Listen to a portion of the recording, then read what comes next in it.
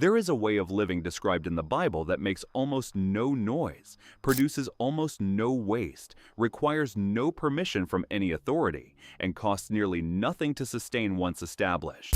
Biblical families lived this way for thousands of years. They heated their homes, fed their children, purified their water, and preserved their harvests without depending on a single system they did not build themselves. Archaeologists have confirmed it. Material scientists have tested it, and every method they use still works exactly as it did 3,000 years ago. Today, that same way of living has been regulated, zoned, restricted, and in some cases outright banned in nearly every developed nation on Earth. Not because it is dangerous, not because it harms anyone, but because a family that can heat, feed, clothe, and sustain itself without purchasing electricity, water service, or groceries from external providers is a family that entire industries cannot monetize. The average American household spends over $25,000 per year on utilities, food, and basic household products. A biblical family spent almost nothing because they knew how to do for themselves what you have been taught to pay someone else to do for you. These 10 methods are not primitive. They are documented, tested systems that worked for millennia and still work today. Before we start, hit subscribe, because what you are about to learn is biblical knowledge that the modern world has spent a century trying to bury. Let us count down. Number 10. The hand-dug well. In ancient Judea, every family compound had one, a shaft carved directly into limestone bedrock using iron chisels and wooden wedges, descending anywhere from 15 to 60 feet until it reached the water table. No drilling rig, no licensed contractor, no permits. A father and his sons could dig a well in 3 weeks, and that well would supply clean water for generations. The water was naturally filtered through dozens of feet of porous stone, emerging cold and mineral-rich. Then, starting in the 1970s, most states began requiring licensed well drillers and health department permits for any new well installation. The stated reason was aquifer contamination. The actual effect was the elimination of the family well. A drilled well now costs between $5,000 and $15,000. A hand-dug well costs sweat and time. Your great-grandfather dug his own. You need a permit to dig yours. Number 9. The root cellar. Biblical families stored vegetables underground in chambers carved from stone or dug into hillsides and lined with clay. The temperature stayed constant year-round, between 50 and 55 degrees. Potatoes, onions, carrots, beets, and winter squash lasted 6 months or longer in complete darkness with no refrigeration. Your great-grandmother had one. You very likely do not, because modern building codes classify any underground structure as a basement, which triggers foundation requirements, egress window mandates, and inspection protocols that make a simple dirt-walled food cellar functionally illegal to build without spending thousands on compliance. A biblical family carved one in a weekend.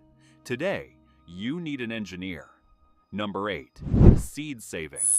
Every farming family in Scripture saved seed from their best plants at the end of every harvest and replanted it the following spring. It cost nothing. It required no outside input.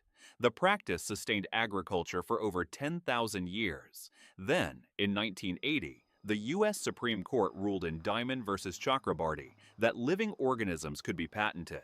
By the 1990s, multinational agriculture corporations had patented hundreds of seed varieties and began selling them under contracts that legally forbid farmers from saving seed. The seeds are often genetically modified to be sterile after 1 generation, a technology literally called Terminator genes. A biblical family owned their seeds in perpetuity. You rent yours 1 season at a time. Number 7. Rainwater harvesting. Families in biblical Israel collected every drop of rain that fell on their roofs, channeling it into underground cisterns carved from bedrock and sealed with lime plaster. A single household cistern could hold thousands of gallons, enough to supply drinking, cooking, and washing water for months during the dry season. The cistern walls were plastered with lime, ash, and clay that created a waterproof seal so effective that archaeologists have found intact systems throughout Israel over 2,000 years old and still functional. Your great-grandfather might have had a rain barrel. His ancestors had engineered stone cisterns that lasted millennia.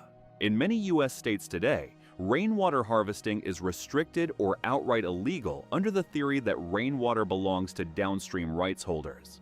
Colorado only legalized residential rainwater collection in 2016. Nevada and Utah still restrict it.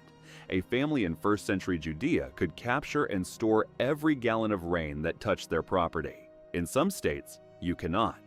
Number 6. Open fire cooking and heating.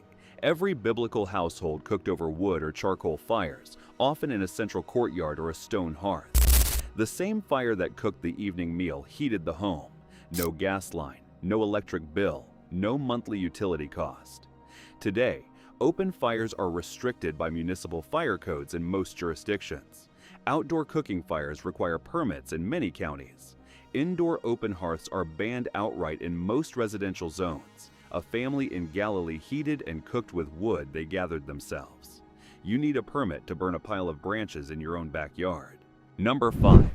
Food preservation without refrigeration. Biblical families preserved meat by salting, smoking, and drying it in the sun. They fermented vegetables in brine. They stored grain in sealed clay jars. They kept olive oil and honey in cool underground chambers. None of it required electricity. None of it required refrigeration. And all of it worked. Salt draws moisture from meat through osmosis, creating an environment where bacteria cannot survive. Smoke deposits antimicrobial compounds directly into the flesh. Fermentation produces lactic acid that kills pathogens while preserving nutrients. These are documented preservation methods that predate refrigeration by thousands of years. Modern health codes now classify most forms of home-cured meat as potentially hazardous unless processed in a licensed facility. Selling home-cured meat is illegal in most states without a commercial kitchen and USDA inspection. Even giving it away can trigger liability. The knowledge still works. The law has made it risky to practice. A biblical family preserved an entire year's supply of food in their own home. You are told that is unsafe unless a corporation does it for you. Number 4. Backyard livestock slaughter. Abraham slaughtered a calf to feed his guests. Every farming family in Scripture raised animals and butchered them when needed. The knowledge was universal. Then, starting in the 1960s, municipal ordinances began restricting or banning backyard slaughter, officially for sanitation and noise. But those same ordinances rarely applied to commercial slaughterhouses where conditions were genuinely horrifying. The laws targeted small producers who were direct competition to industrial meat packers. In most urban and suburban zones today, slaughtering a chicken in your backyard is illegal. A family in biblical Judea could raise and butcher a lamb for Passover in their own courtyard. You have to buy yours shrink-wrapped from a refrigerated case. Number 3. Gray water recycling. In a desert climate where every gallon mattered, biblical families reused water from washing and cooking to irrigate fruit trees and vegetable gardens. Gray water from a basin used to rinse vegetables went directly onto the soil. Nothing was wasted. Modern plumbing codes in most states classify gray water as sewage and require it to be routed into a municipal sewer system or a permitted septic system. Using gray water for irrigation without a permit is illegal in many jurisdictions. A household gray water system can reduce water consumption by 30 to 40%, which is exactly why water utilities do not want you installing one. A biblical family reused every gallon. You flush yours into a treatment plant and pay for the privilege. Number 2. Composting toilet systems. Human waste in the biblical world was composted, buried, or used to fertilize non-food crops. Deuteronomy 23 explicitly instructs the Israelites to bury their waste outside the camp and cover it with soil. This is a functional, sanitary, zero-water composting system described in Scripture. It returned nutrients to the soil and required no infrastructure.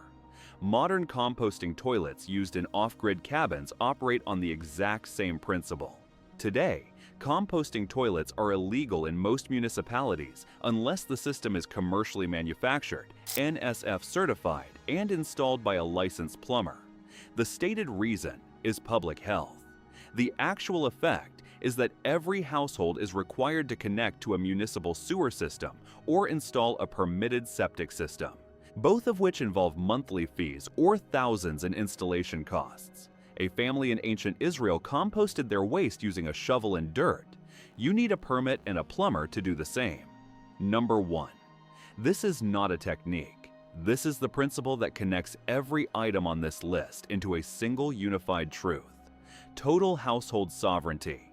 A biblical family living in 1st century Judea could sustain itself almost entirely from resources it controlled directly.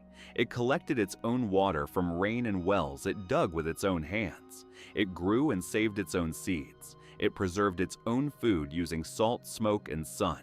It heated its home with wood. It composted its waste and recycled its water. It built its own shelter from stone and clay. It raised its own animals and butchered them when needed. It answered to God, to the land, and to the skills passed down from its ancestors. It did not answer to a utility company, a health department, a zoning board, or a corporate supplier. Every method on this countdown is a piece of that sovereignty.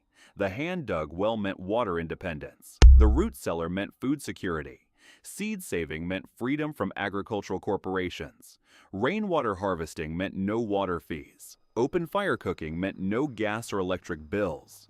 Food preservation meant a family could eat for a year on what it grew in a single season. Backyard slaughter meant protein independence. Gray water recycling meant water autonomy. Composting toilets meant freedom from sewer fees. Together, these methods formed a complete system that allowed a household to function with almost no external dependencies. That level of independence still works. Every method described in this countdown is still functional, still tested, still viable. What has changed is the legal and economic landscape, a family attempting to live the way a biblical family lived, using only methods described in Scripture and confirmed by archaeology. Would today face zoning violations, health code citations, permit requirements, and in some cases criminal penalties. Not because the methods are unsafe, the safety record of these methods spans thousands of years, but because a family that owns its own water, grows its own food, preserves its own meat, generates its own heat, and manages its own waste, is a family that does not pay monthly bills to the industries built on making sure you cannot do any of those things for yourself. Pick one, just one. Dig a small root cellar if your property allows it. Save seeds from this year's garden. Collect rain in barrels where it is legal. Learn to cure meat, even if you can only do it for your own family. The knowledge is still here. The methods still work. The only thing standing between you and the self-sufficiency that biblical families took for granted is a legal framework designed to make independence expensive and dependence mandatory. Tell me in the comments which one you are trying first. Tell me if your grandparents practiced any of these, because I promise you somebody in your family tree knew how to do all 10. That knowledge did not die. It was regulated into silence. It is time to start remembering.